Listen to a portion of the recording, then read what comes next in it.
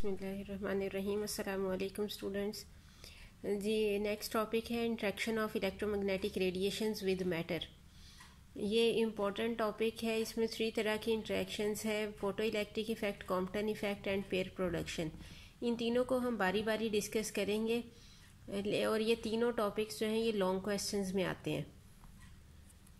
Electromagnetic radiations or photons interact with matter in 3 different ways depending upon their energies. Photo electric effect का phenomena होता है low energy पे, Compton effect का intermediate energy पे और pair production high energy पे। A low energy photon on interacting with metal usually completely absorbed with the emission of electrons. यह है photo electric effect. Compton effect में क्या है? फोटो इलेक्ट्रिक इफेक्ट में ये होता है कि फोटोन कम्प्लीटली अब्जॉर्ब हो जाता है और इलेक्ट्रॉन्स इमिट होते हैं। कॉम्पटन इफेक्ट में फोटोन जो है वो पार्शली अब्जॉर्ब करती है मेटल सरफेस और रिमेनिंग जो है वो स्कैटर हो जाता है और साथ ही जो इलेक्ट्रॉन है वो भी वहाँ से नॉकआउट होता है। A high energy photon such as X ray photon is scattered by an atomic electron transferred a pair of its energy to the electron. Pair production, a very high energy photon such as gamma ray on interacting with the nucleus produces pair production, it vanishes producing electron positron pair।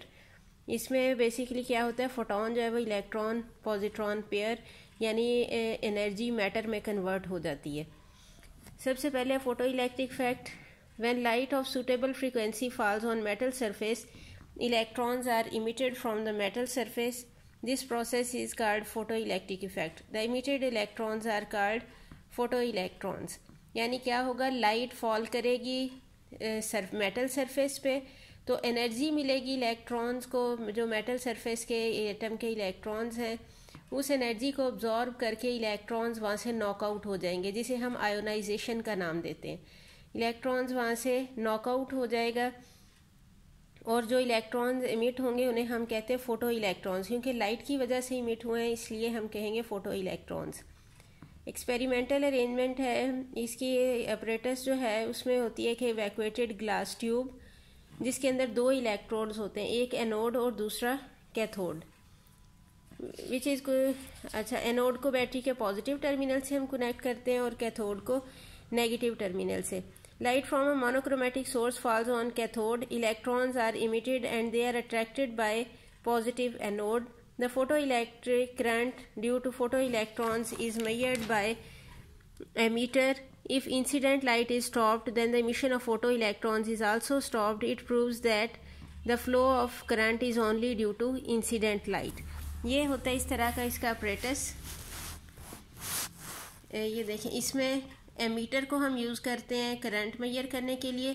Volt meter को parallel लगाया, potential difference measure करेगा। Light जब incident होती है cathode पे, electrons emit होंगे तो ये पॉजिटिव टर्मिनल के साथ कनेक्टेड है, एनोड बैटरी के पॉजिटिव टर्मिनल से जुड़ा है तो इलेक्ट्रॉन्स इसकी तरफ अट्रैक्ट होंगे जिसकी वजह से सर्किट में करंट फ्लो होगा।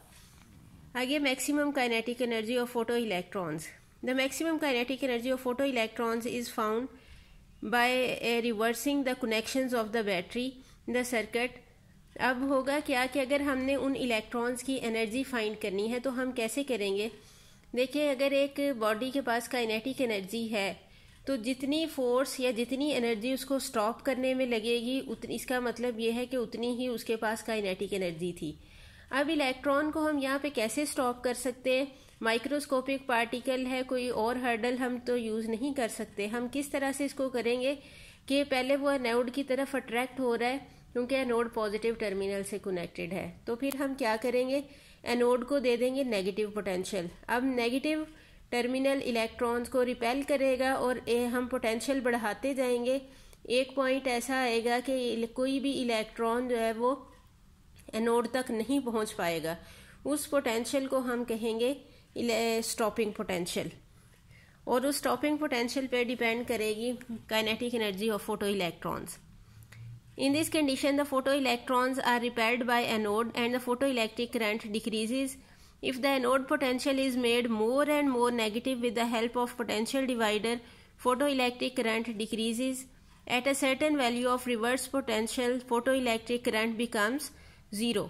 This potential is called as stopping potential V0 the maximum kinetic energy of photo electrons किसके इक्वल होगी, वे kinetic energy will be equal to V0E और half mv² will be equal to V0E।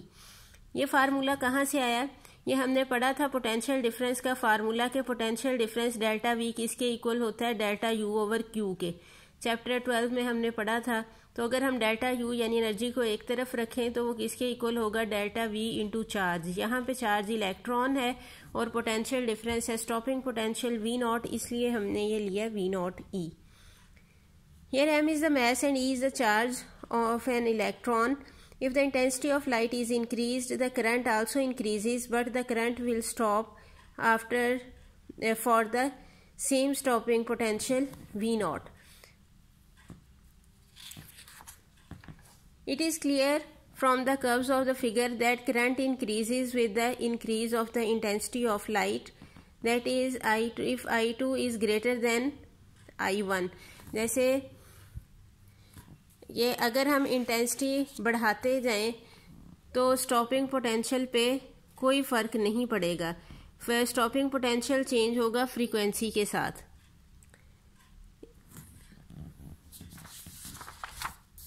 जैसे ये देखें, ये जो कर्व है इसमें एक कम इंटेंसिटी का फोटॉन है और दूसरा ज़्यादा इंटेंसिटी का है। लाइट इंटेंसिटी से यानी कोई फ़र्क नहीं पड़ेगा क्योंकि स्टॉपिंग पोटेंशियल दोनों के लिए सेम है। स्टॉपिंग पोटेंशियल डिपेंड करेगा फ्रीक्वेंसी पे।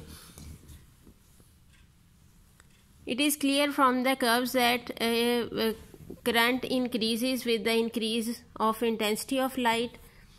Stopping potential V0 is same if frequency is kept constant. अगर हम फ्रीक्वेंसी सेम रखते हैं तो स्टॉपिंग पोटेंशियल पे कोई फ़र्क नहीं पड़ेगा।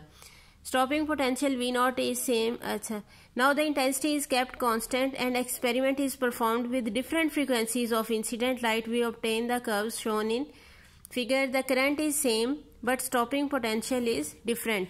अब हमने क्या किया, फ्रीक्वेंसी को चेंज कर दिया। फ्रीक्वेंसी चेंज करने से स्टॉपिंग पोटेंशियल चेंज हो गया। अगर हम इंटेंसिटी चेंज करते हैं, करंट तो चेंज होगा लेकिन उसे फ्रीक्वेंसी अगर हम सेम रखी है तो स्टॉपिंग पोटेंशियल पे कोई फ़र्क नहीं पड़ेगा। Stopping potential is different for each frequency of incident light, which indicates the proportionality of maximum kinetic energy with frequency of light. Below a certain frequency, no photoelectric emission occurs. अब अगर ऐसा है, हमने शुरू में भी ये यूज़ किया था when light of suitable frequency. suitable frequency का मतलब क्या है कि इतनी एनर्जी इलेक्ट्रॉन के पास होनी चाहिए, फोटॉन के पास, कि वो इलेक्ट्रॉन को वहाँ से नॉकआउट कर सके।